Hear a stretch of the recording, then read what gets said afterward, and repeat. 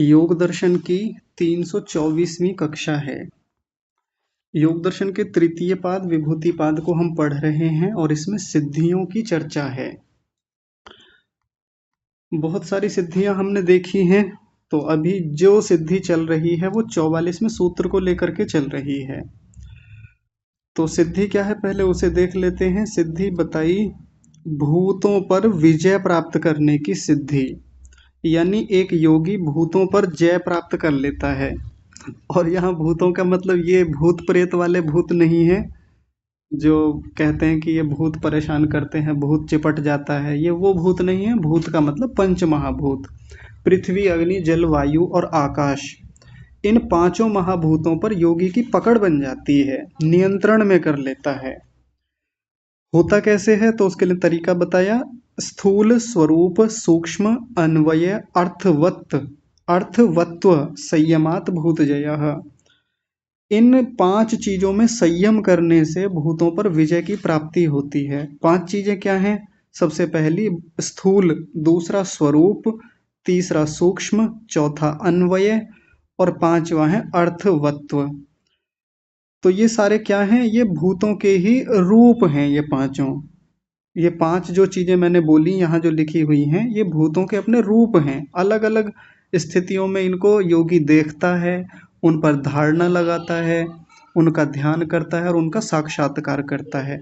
ऐसा करने से भूतों पर उसका जय प्राप्त होता है, विजय प्राप्त होती है। फिर ये भूत यानी ये जो पंच महाभूत हैं, ये उसको परेशान नहीं करते, उसका अभिघात नहीं करते, इतना नियंत्रण होता है, इनको अपने हिसाब से चलाता है।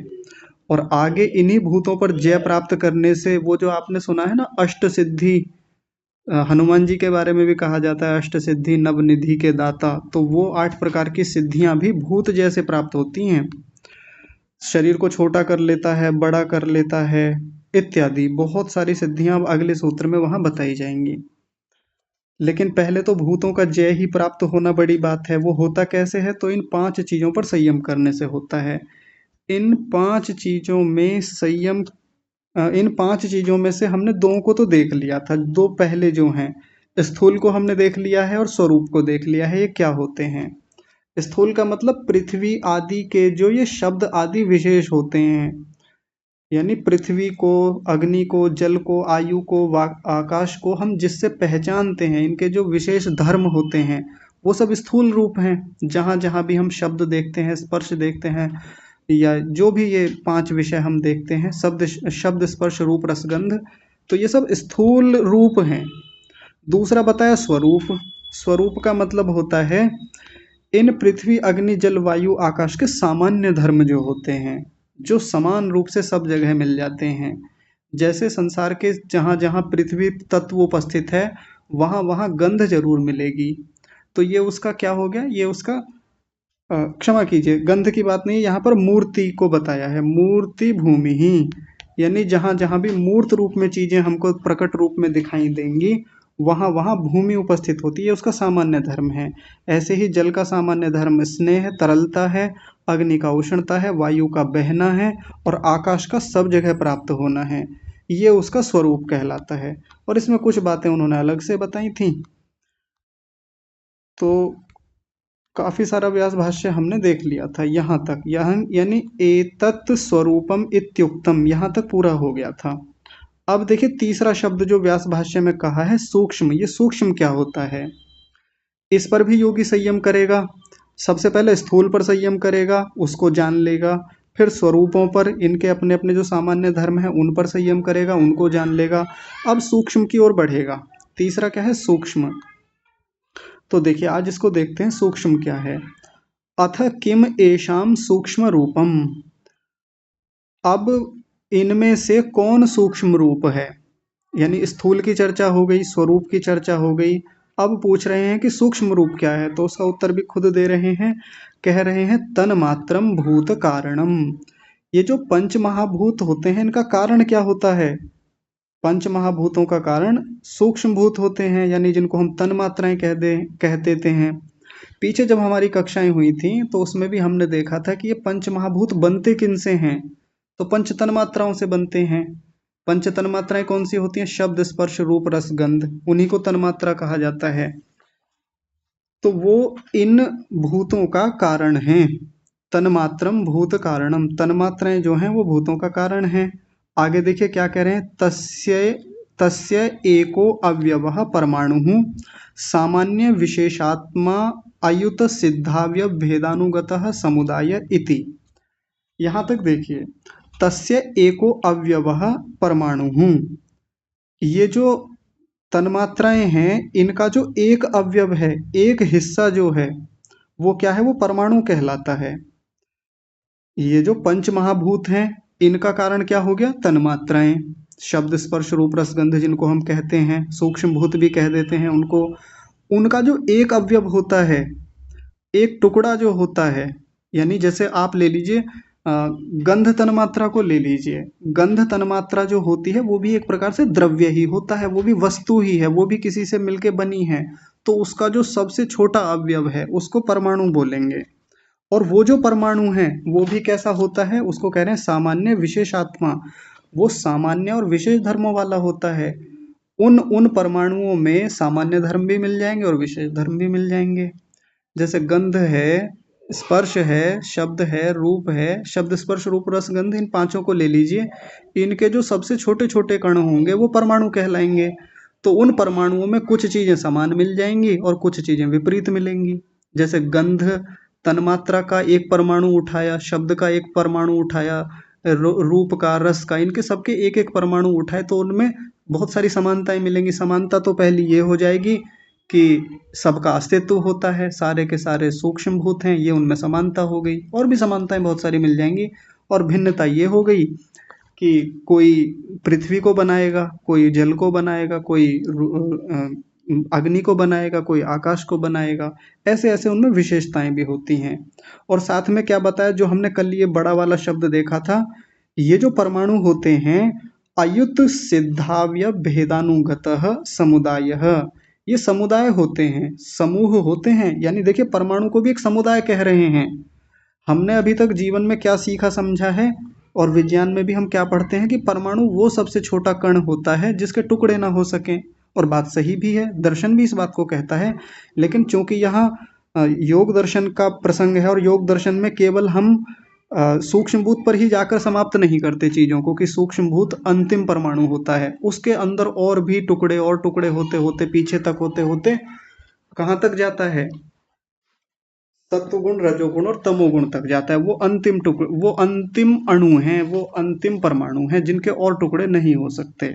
लेकिन यहाँ जिसको परमाणु कहा है, ये कौन सा परमाणु है? तन मात्राओं का परमाणु है। तो वो कैसा होता है? अयुत सिद्धाव्य भेदानुगतः, यानी उसके भीतर जो अवयव हैं जिनसे भेद का पता चलता है वो अयुत सिद्ध होते हैं, होते पृथक पृथक हैं, लेकिन हमको प्रकट रूप में पता नहीं चलते। वो परमाणु इतने सूक्ष्म हैं, इतने इतने अत्यंत सूक्ष्म हैं कि उनको सीधे सीधे हम देख नहीं सकते। और वो भी एक समुदाय हैं, वो भी समूह हैं, कई सारी चीजों को मिल करके भी ही वो परमाणु बने हैं। किससे मिल करके बने हैं?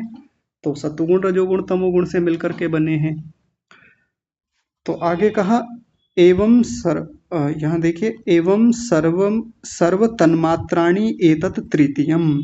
इसी प्रकार से सभी तन्मात्राओं को ले लेंगे। सारे के सारे जो तन्मात्राएं हैं उनमें जो जो अणु हैं वो सब अयुत सिद्धाव्य भेदानुगत समुदाय वाले हैं, सब अपने आप में समुदाय हैं। और इति एतत् तृतीयम, ये भूतों का तृतीय रूप है।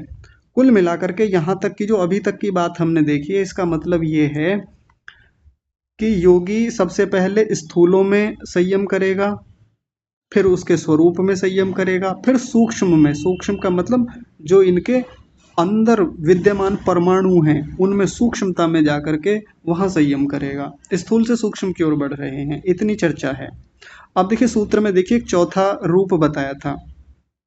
सूत्र में चौथा क्या है? अन्वय। अन्वय शब्द है। अन्वय किसको कहते हैं? जो अन्वित रहता है। जैसे कोई कुम्हार घड़ा, मिट्टी से घड़ा बनाता है, तो मिट्टी बदल करके घड़े के रूप में परिवर्तित हो गई, लेकिन मिट्टी उस घड़े में अन्वित होती है, समवायी कारण के रूप में उपस्थित रहती है, खत्म नहीं होती, घड़े में ही उपस्थित रहती है। जैसे छोटे छोटे धागों से, छोटे छोटे रेशों से, तंतुओं से कपड़ा बनाया जाता है, तो वो जो तंतु थे वो तो हो गए उपादान कारण या कहें समवायी कारण, और जो वो कपड़ा बना वो हो गया कार्य रूप। कारण से कार्य की उत्पत्ति होती है, तो वो तंतु उस कपड़े में समन्वित रहते हैं, अन्वित रहते हैं, या कहें समवायी कारण के रूप में उपस्थित रहते हैं। धागा समाप्त नहीं होता। कभी हम ये कहें कि जी जो उपादान कारण होता है जिससे कोई चीज बनती है तो वो तो बन करके समाप्त हो गई, नई चीज कोई बन जाती है, ऐसा नहीं होता। समवायी कारण में क्या होता है, वो चीज जिससे कुछ बनाया जाता है, वो जो पदार्थ का निर्माण करती है, जो नया कार्य रूप वस्तु उत्पन्न करती है, उसी में अन्वित रहती है, उसमें बनी रहती है। छोटे छोटे जो धागे होते हैं, छोटे छोटे तंतु होते हैं जिनसे कपड़ा बनाया जाता है, ऐसा नहीं कि कपड़ा बना और तंतु खत्म हो गए। तंतु समवित रहते हैं, समवायी कारण के रूप में अन्वित रहते हैं, जुड़े रहते हैं। तो वैसे ही अब यहाँ भी योगी किस में संयम करेगा अगला वाला, तो वो चौथा रूप क्या है उसको समझा रहे हैं। अथ भूतानाम चतुर्थम रूपम। अब भूतों का जो चतुर्थ रूप है, चौथा रूप है, जिसको अन्वय बोला, अब उसको समझा रहे हैं। उसको कह रहे हैं ख्याति क्रिया स्थिति शीला गुणाः। कुल मिलाकर के गुणों को बता रहे हैं। कौन से गुण, सत्वगुण रजोगुण और तमोगुण, यानी मूल प्रकृति की ही एक प्रकार से बात की जा रही है। मूल प्रकृति जो होती है इस संसार के सभी पदार्थों में, चाहे वो सूक्ष्म भूत हो, चाहे स्थूल भूत हो, चाहे भौतिक पदार्थ हो, सब जगह वो सत्वगुण रजोगुण और तमोगुण अन्वित रहते हैं, अन्वय के रूप में बने रहते हैं, समवायी कारण के रूप में रहते हैं। चाहे हम अपनी भौतिक वस्तुएं देख लें, संसार की जो भी हमारे सामने बिखरी पड़ी हैं, पानी बह रहा है, हवा चल रही है, अग्नि जल रही है, पृथ्वी है, घर में रखी हुई वस्तुएं हैं, उन सब में सत्वगुण रजोगुण और तमोगुण क्या रहते हैं, अन्वित रहते हैं, जुड़े रहते हैं। अब योगी वहां जाके संयम करेगा उन पर। देखिए कितनी गहरी बात है, कितनी अत्यंत सूक्ष्मता की बात है, कितनी गहराई में ले जाना चाहते हैं। पहले स्थूलों पे किया था, फिर स्वरूप पे किया, फिर सूक्ष्म पे किया, अब और अंदर ले जा रहे हैं, अन्वित पर, अन्वय पर ले जा करके। अन्वय क्या है, तो गुणा, गुणों को कह रहे हैं। और ये गुण क्या होते हैं, ख्याति क्रिया स्थितिशीला। ख्याति का मतलब ज्ञान या प्रकाश होता है, तो जिसको हम पीछे पढ़ के आए हैं, प्रकाश क्रिया स्थितिशीला। ये जो दृश्य, ये जो मूल प्रकृति होती है कैसी होती है, प्रकाश क्रिया स्थिति स्वरूप वाली होती है। यानी उसमें प्रकाश भी होता है, ज्ञान कराती है, क्रिया यानी उसमें क्रियाशीलता होती है, चंचलता होती है, और स्थिति यानी उसमें ठहराव भी होता है, जुड़ाव भी होता है। इन शीला, इसके स्वभाव वाली वो गुण होते हैं, ऐसे स्वभाव वाले मूल प्रकृति की बात की जा रही है। तो अब योगी यहाँ संयम करेगा। और आगे देखिए ये कैसे होते हैं ये गुण। कार्य स्वभाव अनुपातिनो अन्वय शब्देन उक्ताः।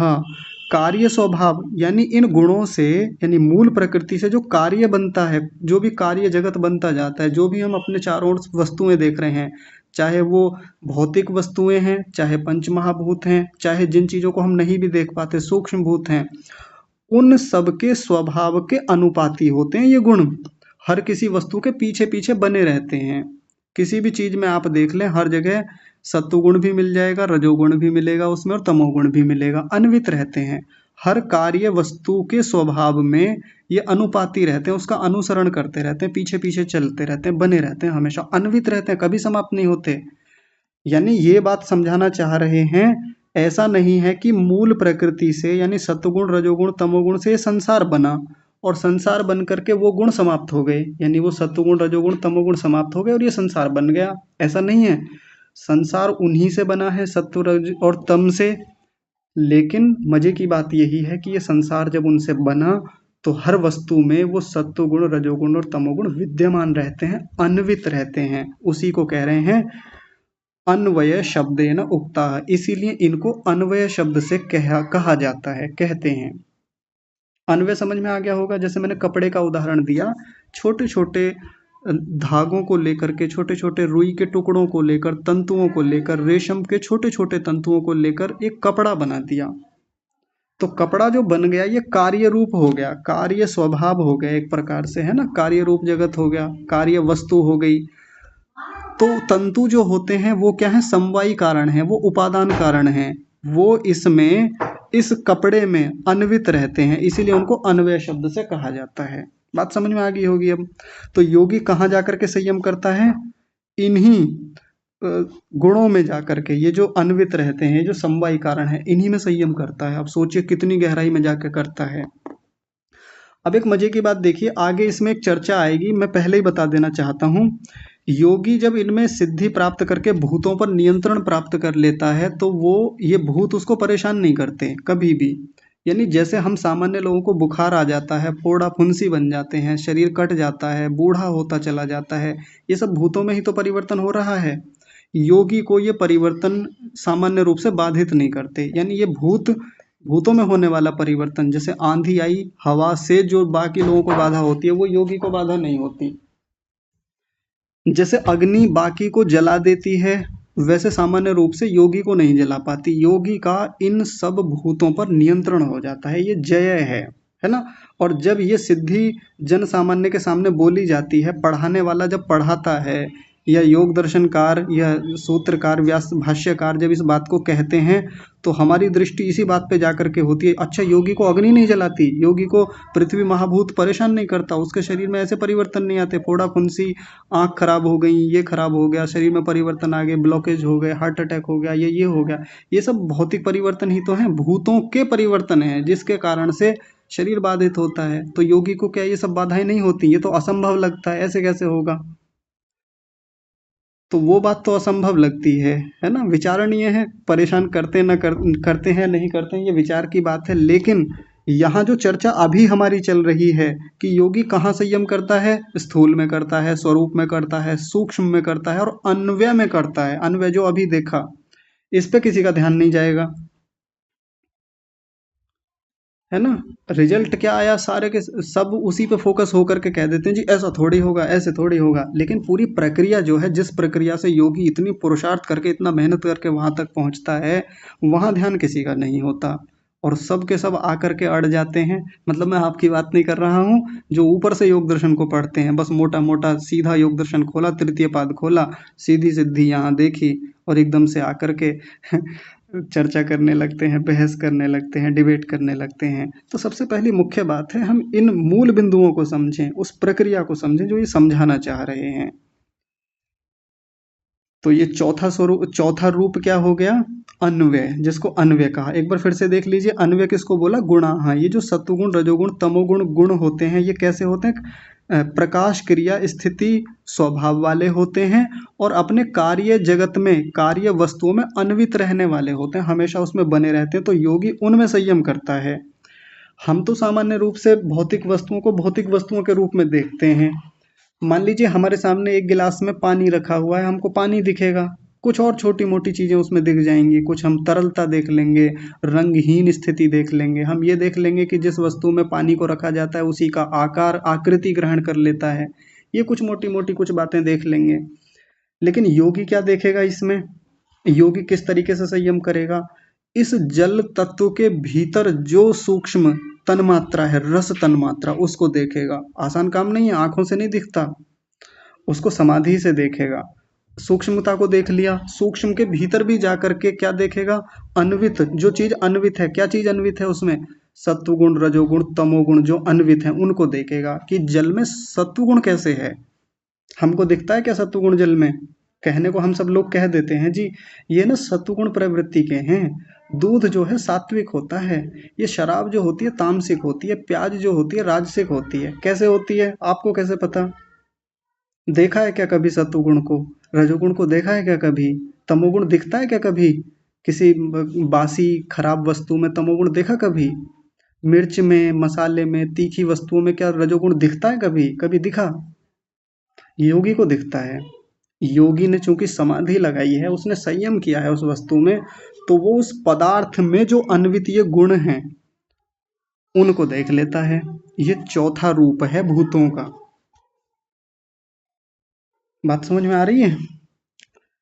तो प्रक्रिया को मुख्य समझना होता है। बाकी आगे क्या परिणाम मिलेगा वो तो मिल जाएगा, वो तो योगी प्राप्त ही कर लेगा, हम भी प्राप्त कर लेंगे, लेकिन प्रक्रिया को समझना सबसे मुख्य है। ऐसा होता तो व्यास जी इतनी बातें क्यों लिखते? वो भी ऐसे ही कह करके छोड़ देते। लेकिन उन्होंने पहले थ्योरी समझाई है हमको, पूरी प्रक्रिया को बता रहे हैं कि ये चलता कैसे है। अब देखिए पांचवा रूप क्या है? तो ऊपर सूत्र में देख लेते हैं, पांचवा रूप क्या बताया था, अर्थवत्व। ये अन्वय हो गया और अन्वय के बाद में हो गया अर्थवत्व, अर्थवत्ता। अर्थवत्ता का मतलब क्या होता है, अर्थ शब्द का मतलब होता है प्रयोजन, उद्देश्य, कि प्रयोजन क्या है इन भूतों का, ये भी तो देखेगा। अभी तक योगी ने संसार की सारी चीजों को टटोल टटोल करके देख लिया, भौतिक वस्तुओं को देखा, स्थूल भूतों को देखा, उनके स्वरूपों को देखा, गुणों को, सामान्य गुणों को, विशेष गुणों को देख लिया, सूक्ष्मता में जाकर के सूक्ष्म भूतों को देख लिया और अन्वित पदार्थों को देख लिया, कुल मिलाकर के सारा कुछ देख लिया अब तक टटोल करके। लेकिन ये पता नहीं है कि इनका प्रयोजन क्या है, मैं क्यों देख रहा हूँ इनको। आखिरकार ये सारे भूत जो बने, ये भौतिक पदार्थ जो बने, ये सूक्ष्म भूत परमात्मा ने बनाए, ये अहंकार बनाया, ये महतत्व बनाया, क्यों बनाए, इनका अर्थ क्या है, प्रयोजन क्या है, ये भी तो पता चले। जैसे हम अपने घर पे साइकिल लेकर के आए, बच्चे को साइकिल दिलाई, बच्चे ने कहा जी साइकिल दिलाओ। अब बच्चा ज्यादातर क्या करता है, उसको कोई भी चीज मिल जाए, कोई छोटा खिलौना मिल जाए, साइकिल को छोड़ दीजिए थोड़ी देर के लिए, एक छोटी सी गाड़ी दिलाई उसको, रिमोट कंट्रोल वाली गाड़ी, बच्चा ले आया। अब बच्चा क्या करता है, ज्यादातर लाके गाड़ी को खोल के देखता है, सबसे पहले उसके सारे जो स्क्रू होते हैं या उसमें जो भी पेच होते हैं उनको खोलेगा, खोल करके देखेगा कि इसका मैकेनिज्म कैसा है, इसकी संरचना कैसी है, इसमें भीतर क्या क्या पदार्थ, अवयव क्या क्या हैं, इसमें किन किन से मिल करके बनी है, इसमें कैसे चीज़ें काम करती हैं, बैटरी कहाँ लगती है, मोटर कैसे काम कर रही है, वायरिंग कैसी है, सब कुछ देख लेता है बच्चा। अब देख तो लिया उसने, समझ में भी सारी बातें आ गई, सारा मैकेनिज्म, सारी तंत्र, सारी व्यवस्था समझ में आ गई। लेकिन खरीदी क्यों, ये प्रयोजन भी तो पता चले। होता है प्रयोजन, सबका होता है, हर बच्चे का प्रयोजन है, दिलाने वाले का भी प्रयोजन होता है कि हाँ भाई मैं अपने बच्चे को इसलिए ये खिलौना, ये गाड़ी, ये कार दिलवा रहा हूँ ताकि बच्चे का मन लगे, मनोरंजन हो, ये इसको घुमाएगा, घर पे चलाएगा, खुश होगा, प्रसन्न होगा, यही तो अर्थ होता है, यही तो प्रयोजन होता है गाड़ी दिलाने का। और बच्चा भी किस उद्देश्य से लेकर के आया, प्रयोजन क्या है, क्या केवल खोल के देखना प्रयोजन है कि मैं गाड़ी घर ले जाऊंगा, खोल के देखूंगा कि इसका मैकेनिज्म क्या है। हाँ, हो सकता है यही प्रयोजन हो उसका कि मैं जाऊंगा, देखूंगा कि इसमें तंत्र कैसे काम करता है, इसमें व्यवस्था कैसे काम करती है, तो ये भी बच्चे का प्रयोजन हो सकता है गाड़ी को खरीदने का, लेने का। तो योगी जब इन सब पर, इन भूतों पर, सूक्ष्मों पर, स्थूलों पर, या ये जो अन्वित पदार्थ हैं इन सब पर संयम कर रहा है, टटोल रहा है, आखिर क्यों, प्रयोजन क्या है।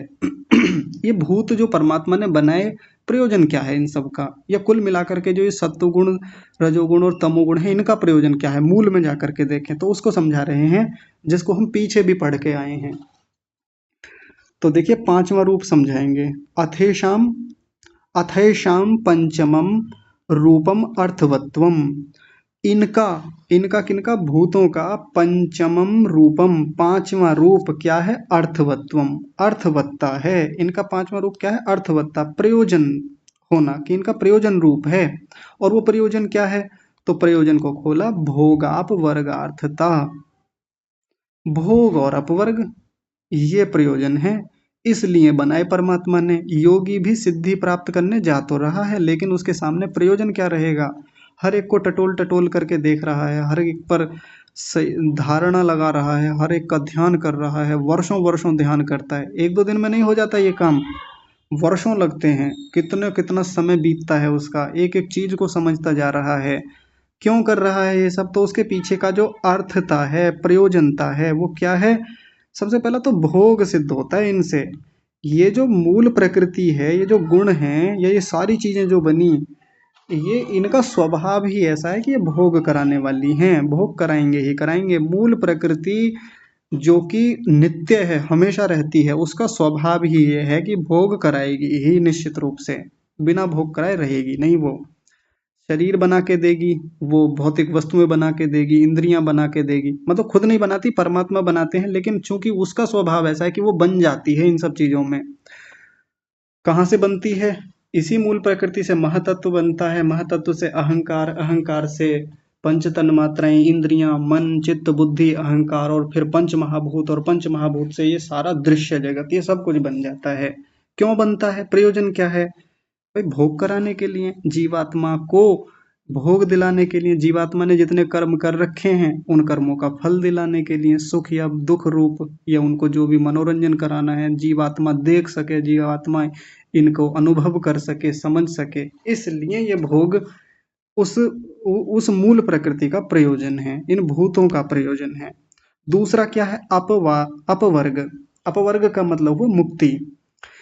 मजे की बात देखिए, यही भोग कराने वाले हैं, यही मुक्ति कराने वाले हैं।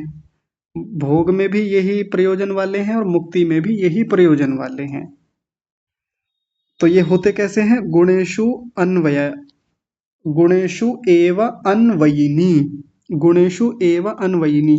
तो ये जो भोगार्थता है और अपवर्गार्थता है, यानी भोग रूप प्रयोजन जो है और अपवर्ग रूप प्रयोजन जो है, ये गुणेषु एव अन्वयिनी, ये गुणों में अन्वित रहने वाली होती हैं दोनों चीजें, गुणों में बनी रहती हैं हमेशा ही, क्योंकि सत्वगुण रजोगुण तमोगुण नाम के जो गुण हैं, यानी मूल प्रकृति है, उसका स्वभाव ही ऐसा है कि भोगार्थता बनी रहती है, अपवर्गार्थता बनी रहती है।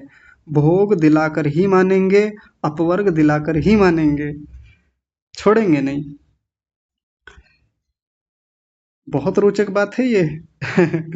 इनमें ये जो भोगाप वर्गार्थता है गुणों में अन्वित रहती है, साथ साथ बनी रहती है।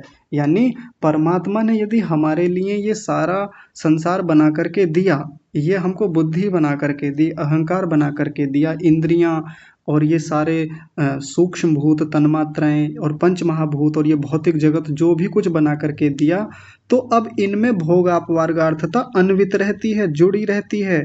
यानी अब आत्मा के साथ ये चिपक गए, जुड़ गए, भोग कराएंगे ही कराएंगे, और साथ में मुक्ति भी एक ना एक दिन यही कराएंगे, इन्हीं से होने वाली है, क्योंकि ये नहीं होंगे, ये साधन नहीं होगा तो मुक्ति नहीं होगी। आगे देखिए, आगे कह रहे हैं गुणाः तन्मात्र भूत भौतिकेषु इति सर्वम अर्थवत्। गुणाः, ये जो गुण हैं, सत्वगुण रजोगुण और तमोगुण, जो ये तीनों गुण हैं, नाम ही गुण होता है, वैसे ये द्रव्य होते हैं, वैसे कण होते हैं, इन्हीं से सारा संसार बनता है, ये चर्चा पीछे हुई है। गुण का मतलब कोई इनको ऐसे धर्म ना समझ ले कि ये तो गुण है, धर्म है किसी चीज के, नहीं। गुण का मतलब यहाँ पर इनका ये द्रव्य होते हैं। तो ये क्या होते हैं, किस में रहते हैं, जो पीछे अभी मैंने चर्चा की थी, अभी मैंने बताया था, वो यहाँ आकर के बात कही इन्होंने। गुणाः यानी ये तीनों गुण जो होते हैं, तन्मात्रेषु, यानी ये तन्मात्र भूत और भौतिकेषु लिखा हुआ है ना, तो तन्मात्र में, भूतों में और भौतिक वस्तुओं में ये रहने वाले होते हैं। ये तीनों गुण जो रहते हैं तन्मात्राओं में भी होते हैं, शब्द स्पर्श रूप रसगंध, यानी जिनको हम सूक्ष्म भूत कहते हैं, उनमें भी रहते हैं, भूतों में भी रहते हैं, यानी जिन भूतों की चर्चा यहाँ चल रही है, पृथ्वी अग्नि जलवायु आकाश, उनमें भी ये तीनों गुण रहते हैं, सत्वगुण रजोगुण तमोगुण। और भौतिक, जो भूतों से बनने वाले भौतिक पदार्थ हैं, जिनका हम उपभोग करते हैं, जो हमारे घर में रखी हुई वस्तुएं हैं, जो हमारे एटमॉस्फेयर में जो चीजें विद्यमान है, वो सब भौतिक हैं। तो ऐसा नहीं है कि ये जो गुण हैं ये समाप्त हो जाते हैं, ये गुण हर जगह हैं और हर जगह अपना प्रयोजन सिद्ध करवा रहे हैं आत्मा को। ये इनसे कुछ भी चीज बनी है तो हर जगह उपस्थित हैं, हर जगह रहते हैं और अपना प्रयोजन हर समय दिखा रहे हैं, अपना प्रयोजन करवा रहे हैं। सर्वम अर्थवत, और ये सारे के सारे इसी प्रयोजन वाले हैं, सारे के सारे हैं, सभी इसमें रहते हैं, और यही अर्थवत्ता है इनकी, यही इनका प्रयोजन है। तो पांचों चीजें समझा दी। इन पांचों चीजों को समझा करके अब सूत्र वाली बात बताएंगे। सूत्र में एक शब्द था संयमात, संयम करने से। तो पांचों के बारे में एक बेसिक जानकारी बता दी। अब संयम करके क्या मिलेगा उसको बता रहे हैं।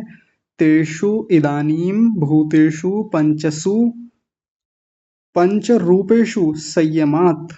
इतना देखिए, तेषु इदानीम, इदानीम माने अब कब, जब इन सब चीजों को जान लिया, पढ़ लिया, समझ लिया, तब। अब इदानीम माने अब, तेषु माने इनमें, इनमें किनमें, भूतेषु भूतों में, और ये कितने हैं, पंचसु पांच हैं, इन पांच भूतों में, साथ ही साथ पंच रूपेषु, इनके जो पांच रूप हैं, पंच महाभूत तो हो गए पृथ्वी अग्नि जल वायु आकाश, और पंच रूपेशु, इनके 5 रूप कौन से हो गए जो अभी देखे हैं? स्थूल, स्वरूप, सूक्ष्म, सूत्र में देख लीजिए स्पष्ट हो जाएगा। स्थूल, स्वरूप, सूक्ष्म, अन्वय और अर्थवत, ये इनके रूप हो गए।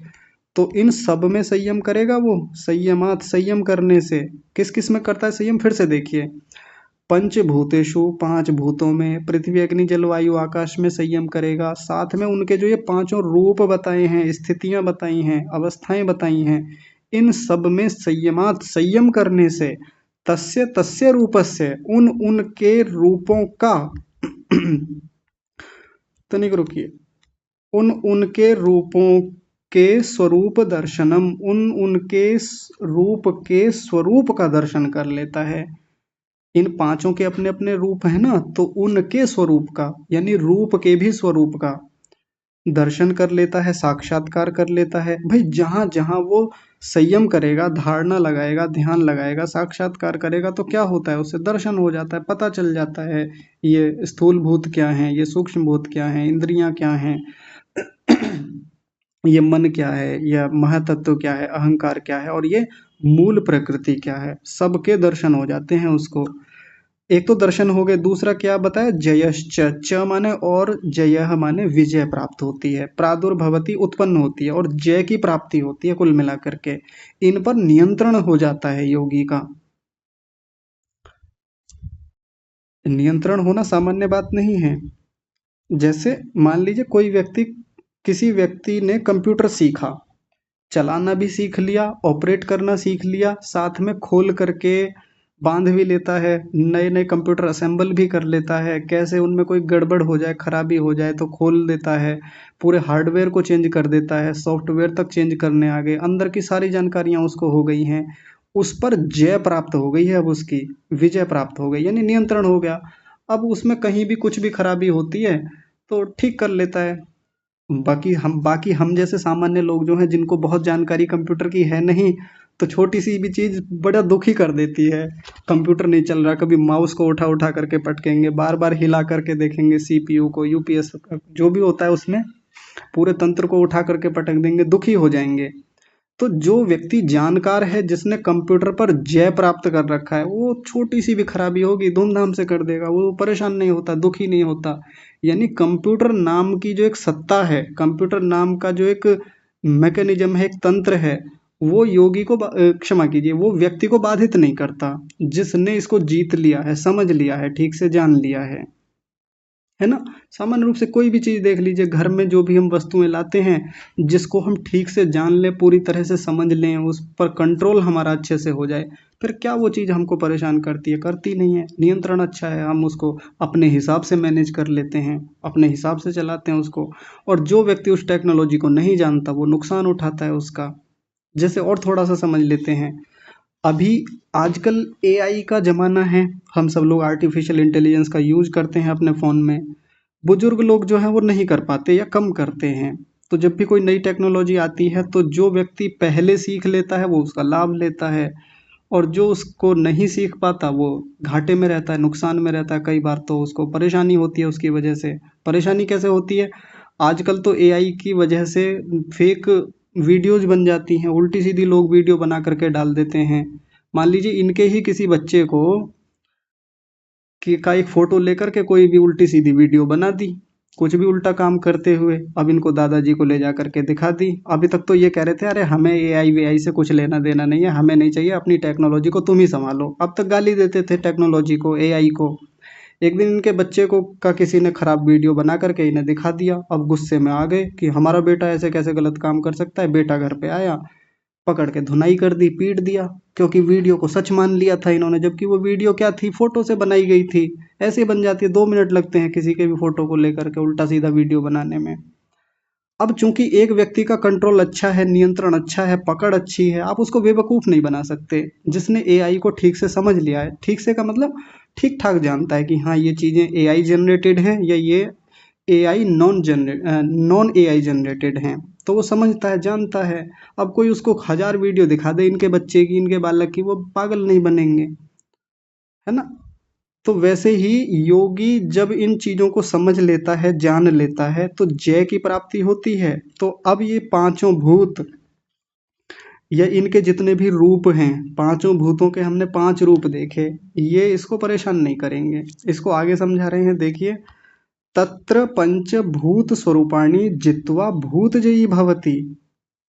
ये जो पांच भूतों के स्वरूप हैं, इनको जीत लेने पर, भूत स्वरूपाणि जित्वा, भूतों के इन रूपों को या स्वरूपों को जीत लेने पर भूतजयी भवति, वो भूतजयी कहलाता है, भूतजयी होता है। भूतजयी तो बोलेंगे, जैसे इंद्रियों को जीतने वाले को क्या कहते हैं? इंद्रिय जित कहते हैं। तो वैसे ही भूतों को जीत लेने वाले को भूतजयी कहते हैं। ये भूतजयी शब्द अभी आगे आएगा अगले सूत्र में, इसलिए इसको ध्यान रखें कि जिसने भूतों को जीत लिया है उसको बहुत सारी अभी आगे सिद्धियां बताई जाएंगी, जो हनुमान जी के बारे में चर्चा की जाती है कि हनुमान जी को भी वैसी सिद्धियां प्राप्त थीं। उन्होंने भी भूतों को शायद जीत लिया होगा, यही ऐसा कुछ मामला रहा होगा। तो ये भूतजयी बन गया है। अब देखिए, जब भूतजयी हो गया है तो क्या होता है? एक बहुत प्यारा सा उदाहरण देंगे, ध्यान से देखिए। तज्जयात वत्सानुसारिण्य इव गावो अस्य संकल्पानुविधायिन्यो भूत प्रकृतयो भवन्ति। तत्जयात, इनको जीत लेने से, भूतों को जीत लेने से, वत्सानुसारिण्य, वत्स कहते हैं बछड़े को, गाय का बच्चा होता है ना, उसको संस्कृत में वत्स बोलते हैं। वैसे भी छोटे बच्चे को वत्स ही कहा जाता है। आचार्य अपने शिष्य को वत्स बोलता है, माता पिता अपने बेटे को वत्स बोलते हैं। तो गाय का भी जो बच्चा होता है वो वत्स होता है, बछड़ा। तो इवा माने जैसे, वत्स माने बछड़े का, अनुसारिण्य माने अनुसरण करने वाली, गावो गाय, जिस प्रकार से, जैसे गाय अपने बछड़े का अनुसरण करती है, वैसे ही अस्य माने इसकी, इसकी किसकी? योगी की, संकल्प अनुविधायिन्यो भूत प्रकृतियो भवन्ति। तो ये जो योगी है, इसका जो संकल्प होता है, ये जो अपना संकल्प ले लेता है, जो विचार करता है, तो भूत प्रकृति जो है, यानी ये जो सारे भूत हैं, ये इसके अनुविधायी हो जाते हैं, इसका अनुसरण करने वाले होते हैं। इसको सरल भाषा में समझते हैं। जैसे गाय अपने बछड़े का अनुसरण करती है, वैसे ही ये जो प्रकृति है ना, ये जो पंच महाभूत हैं, सबको ले लें, सारे आ जाएंगे, पूरा दृश्य जगत आ जाएगा इसी में। वैसे ही ये भूत प्रकृति इस योगी के संकल्पों का अनुसरण करते हैं। जैसा ये संकल्प ले लेता है, जैसा सोचता है, विचार करता है, वैसे ही ये काम करने लगते हैं।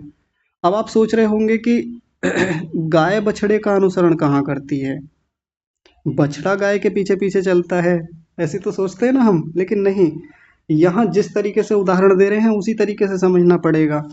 जब बछड़ा छोटा होता है ना, और गाय भी खुली हुई है, उसके गले में रस्सी नहीं बंधी हुई है, बच्चे के गले में भी रस्सी बंधी हुई नहीं है, और बहुत सारी गौशालाएं ऐसी होती हैं, ये खुली गाय है, खुला बछड़ा है, ऐसे ही। तो अब बछड़ा तो जब उत्पन्न होता है, जन्म होता है, तो वो तो दौड़ने लगता है, फिर भागने लगता है, उसको पता नहीं कहाँ जाना है। सामान्य रूप से तो ये हम देखते हैं कि बछड़ा गाय के पीछे जाता है, बिल्कुल ठीक बात है। लेकिन जब छोटा बछड़ा पेट भर जाता है, तो फिर वो जी मर्जी फिर घूमता है, भागता दौड़ता है, कहीं भी चला जाएगा। ऐसे में गाय उसके पीछे पीछे जाती है देखभाल करने के लिए। अब बछड़ा सोचता है कि मेरी माँ मेरे पीछे पीछे ही आए, तो फिर भागेगा कहीं भी, और गाय को मजबूरी में उसके पीछे पीछे जाना पड़ता है, कहीं चला ना जाए, कहीं बहुत ना दौड़ ले, क्योंकि ज़्यादा दौड़ लेगा तो ज़्यादा दौड़ने में भी पर बहुत समस्या आ जाती है बछड़े के भीतर। कहीं दूर निकल गया तो कोई इसको खा ना ले, कोई इसको परेशान ना कर दे, तो गाय को मजबूरी में उसके पीछे पीछे जाना पड़ता है। तो यहाँ इस प्रसंग में बछड़ा कौन है?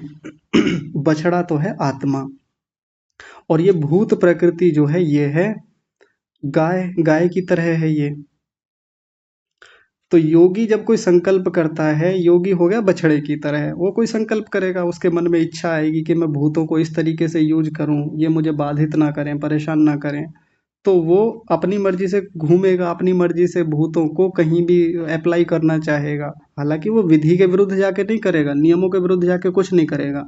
लेकिन चूंकि जैसे बछड़ा कहीं भी जाता है, तो वैसे ही योगी भी जैसे कोई संकल्प लेगा, तो ये भूत प्रकृति यानी जो गाय है, जैसे गाय बछड़े के पीछे पीछे जाती है, तो वैसे ही ये प्रकृति, ये सारे भूत, ये सारी जो भी प्रकृति अभी तक हमने देखी है, पूरा दृश्य जो भी है, ये सब उसका अनुविधायी हो जाता है, अनुसरण करने लगता है। तो ये एक सिद्धि है, सामान्य सिद्धि नहीं है। बहुत सारी बातें इसमें हमने देखी हैं। योगी को बहुत ऊंची स्थिति प्राप्त होती है। अब देखिए, योगी से शुरू होकर के देवों तक ये बात जाती है। जैसे पीछे हमने एक प्रसंग देखा था देवताओं वाला, कि देवता यहाँ निवास करते हैं, वहाँ निवास करते हैं। देवताओं की अलग अलग स्थितियां हमने देखी थी। इस प्रकार के देवता यहाँ रहते हैं, उस प्रकार के देवता वहाँ रहते हैं, और ऐसे देवता होते हैं। हम देवताओं को नकार नहीं सकते। एक तो जो पौराणिकों में देवता चलते हैं कि भाई ये देवता हैं, वो देवता हैं, वो एक अलग बात हो गई। लेकिन हमारी वैदिक परंपरा में भी देवताओं को स्वीकार किया जाता है कि देवताओं की भी एक सत्ता होती है। तो दो प्रकार की कैटेगरी बनाई जाती है आत्माओं की, सामान्य रूप से जिन्होंने जन्म लिया। एक तो मनुष्य और दूसरे देवता। लेकिन इसको थोड़ा और खोल लें, इस कैटेगरी को थोड़ा और बढ़ा लें, तो एक तो ले ली हमने मनुष्यों की, सामान्य मनुष्य, एक तो वो हो गए। दूसरे हो गए योगी कैटेगरी के लोग, जो अभी अभ्यासी हैं, जो अभ्यास कर रहे हैं, कुछ स्थितियां उन्होंने योग में प्राप्त कर ली हैं, थोड़ी थोड़ी उपलब्धियां उनकी हो गई हैं, एक वो योगी हो गए। एक और ऊंचे स्तर के योगी हो गए, जो अब उनको बहुत चीजों का साक्षात्कार हो गया है। तीन प्रकार के लोग हो गए। और चौथे हो गए इनसे भी ऊपर के आत्मा, जिनको देव कहा, जिन्होंने साधना कर ली, उनको सब सिद्धियां प्राप्त हो गई, जिनको जो साक्षात्कार करना था वो कर लिया। अब वो देवताओं की कैटेगरी में आ गए हैं। अब वो देवलोक में निवास करते हैं। वो देवलोक कहाँ है, ये विचार की बात है। लेकिन देवताओं की भी कल्पना या परिकल्पना यहाँ पर की जाती है, वो भी हैं हमारे यहाँ पर। तो जैसे देवताओं के बारे में हमने पीछे देखा था कि उनको भूतों पर विजय प्राप्त होती है। भूतों और इंद्रियों पर भी विजय की बात आई थी वहां पर। भूतों को भी कहा था साथ में, और कुछ देवता ऐसे होते हैं जिनका भूतों और इंद्रियों पर भी नियंत्रण होता है। तो अब ये वाला जो योगी है, ये अभ्यास करते करते, ऊंची स्थिति प्राप्त करते करते, और ऊंचे स्तर को प्राप्त करते करते देवत्व को भी प्राप्त हो जाता है एक समय के बाद। और होगा कब, जब ये भूतों पर विजय प्राप्त कर लेगा। तो यहाँ पर 44वां सूत्र पूरा हो गया है। इसको आप विचार कीजिएगा, देखिएगा। कोई बात समझ में नहीं आती है तो फिर उस पर हम कल चर्चा करेंगे। और फिर उसके बाद में 45वें सूत्र में और भी रोचक सिद्धियों की चर्चा होगी, तो उसे हम कल देखेंगे या उसके आगे। आज की कक्षा को विराम देते हैं। जुड़ने के लिए सभी का हृदय से बहुत धन्यवाद। आज की कक्षा को यहीं विराम। आप सभी को सादर प्रणाम।